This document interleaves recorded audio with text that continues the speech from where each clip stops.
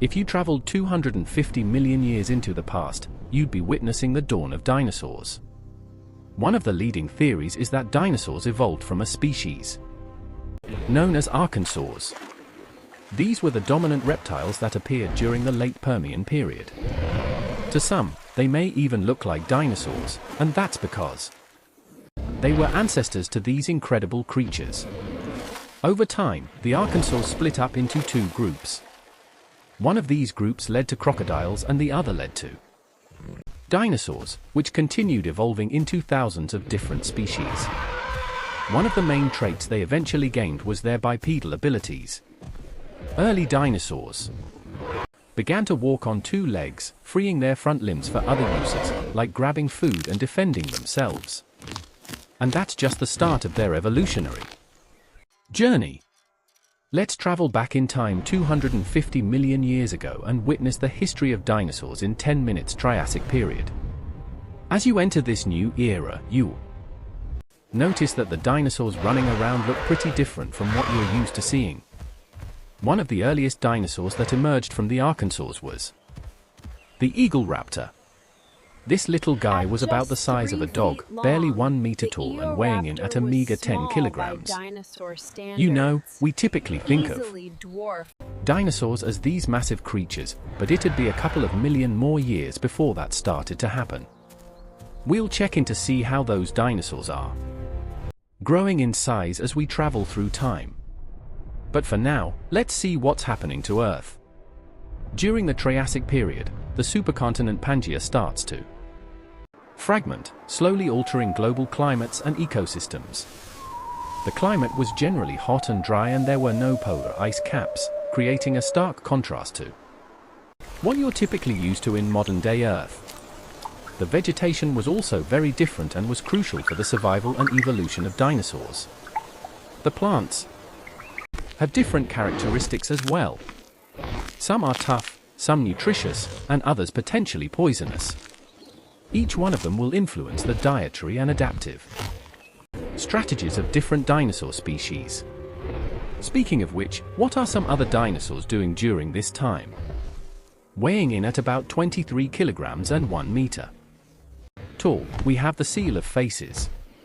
It was a little bit bigger than the eagle raptor, but that didn't stop it from being a fast and agile predator that likely preyed on smaller animals.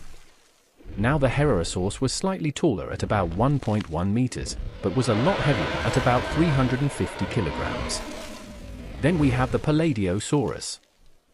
Now this guy is way bigger than me. It stood tall at about 3 meters and weighed up to 4,000 kilograms. This was one of the earliest examples of how big dinosaurs could grow. But wait, they get even bigger than this. Despite their impressive forms, dinosaurs weren't the dominant creatures during the Triassic. They had to share their environments with many other organisms, all vying for survival in the diverse ecosystems.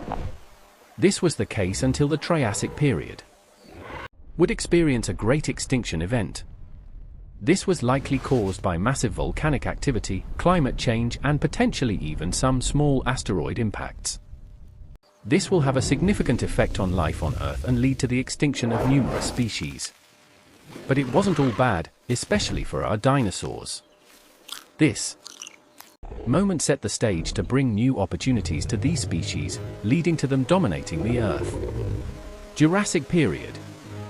Now, instead of dinosaurs simply surviving, this is where they thrived.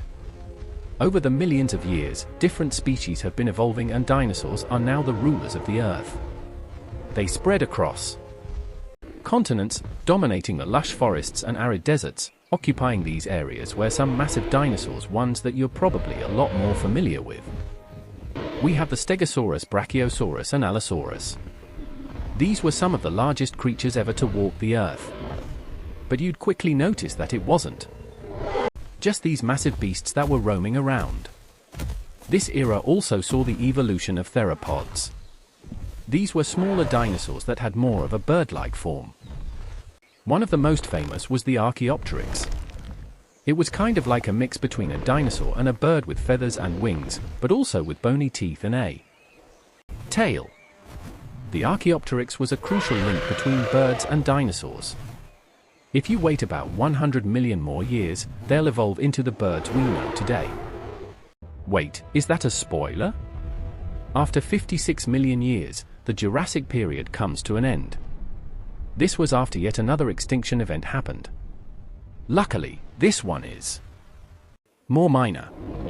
However, due to climate change, volcanic activity and sea levels changing, some species are going extinct. This once again changes the landscape as the dinosaurs enter their final era, Cretaceous period. Okay, we've now entered the Cretaceous period, and as we've been traveling through these millions of years, you may have noticed something's missing, right?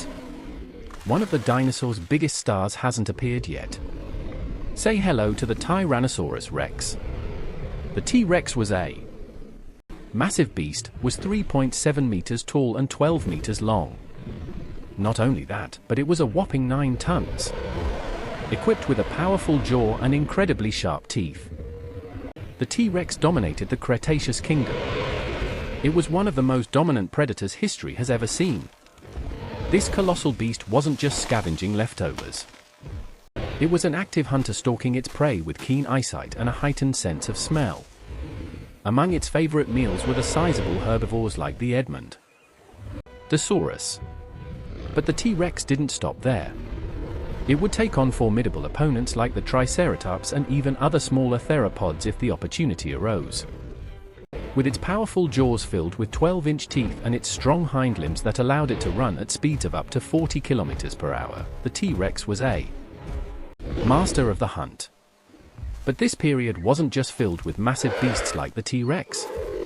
Look around and you'll also notice even more feathered dinosaurs in the Cretaceous period. One of them being the Velociraptor.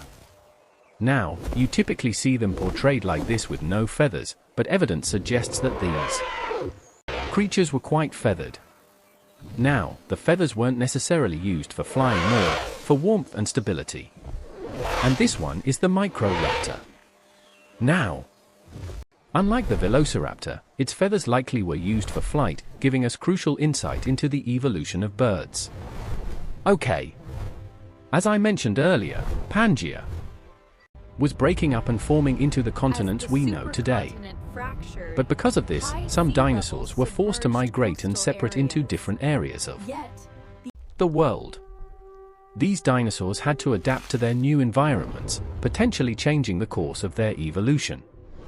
But none of this matters when we consider what happens next. The cataclysmic event. Okay. As you've been hanging out with the dinosaurs for millions of years, an asteroid has been making its way toward Earth. Then suddenly it hits, creating a massive crater 150 kilometers wide and 20 kilometers deep.